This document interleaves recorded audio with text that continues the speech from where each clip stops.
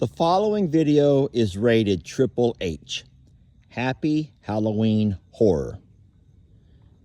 Mature audiences only, no sensitive viewers, and absolutely no pee-pats allowed. Enjoy! Previously at Longhorn Lester's.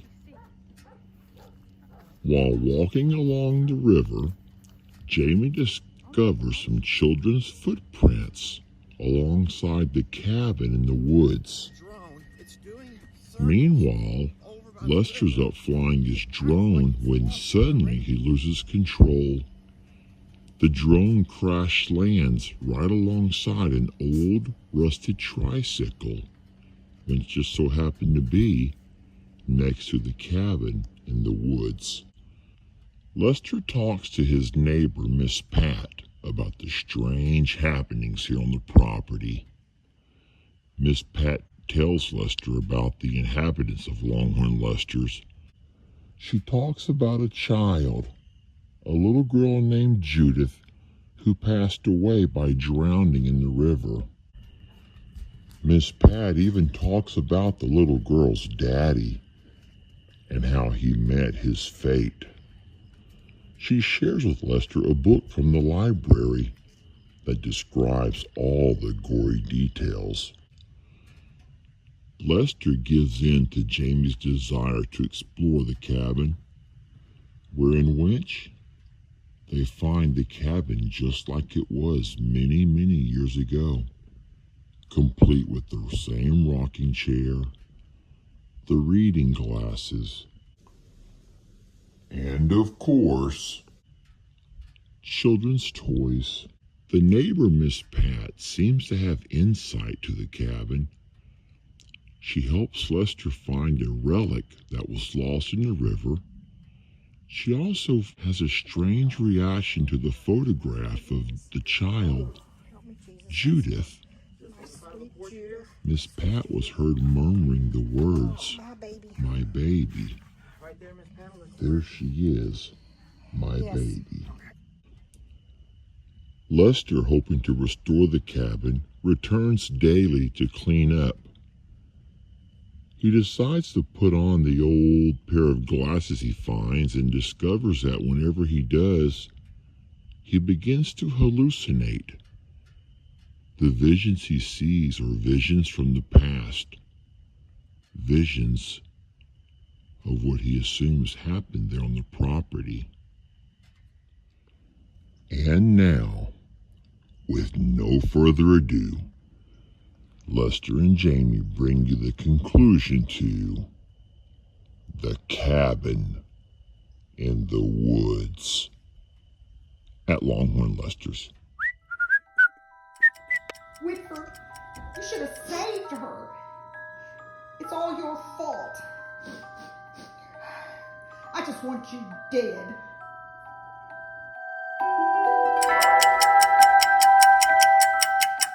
Whitford, you've hurt your family for the last time.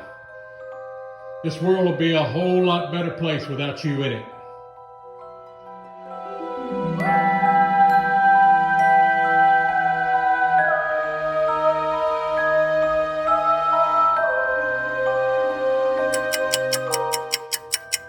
Miss Pat, we've got to cover this up.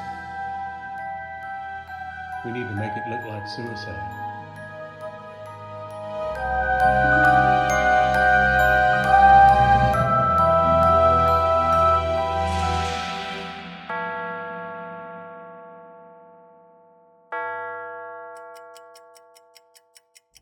Well, his truck's still here, so I guess that's a good thing. Been calling him for hours, and literally no answer, no response to my text, no red text, nothing. The lights are on. Oh boy. Babe? Babe. Lester? Babe? He has to be down at the cabin. Lester! Babe?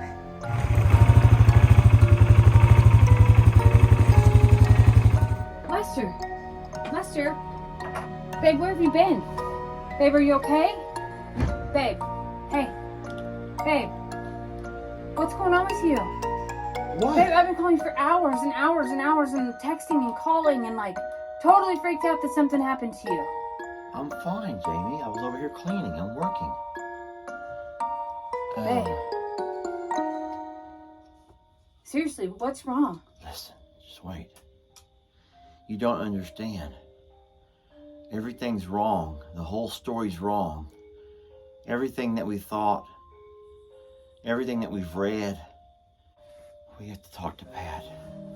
Come on. Hey, Miss Pat. This is Jamie.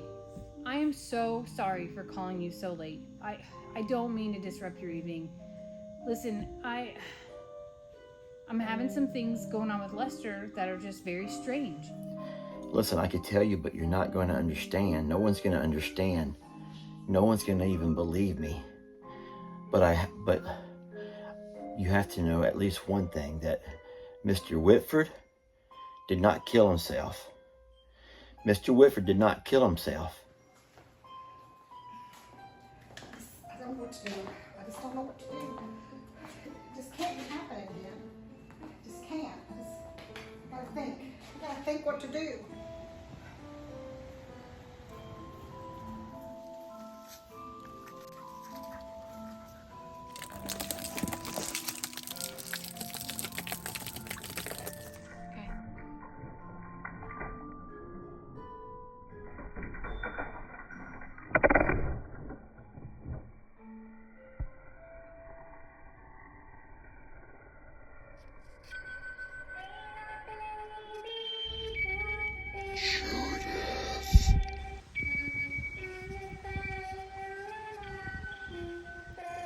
I love you, Daddy.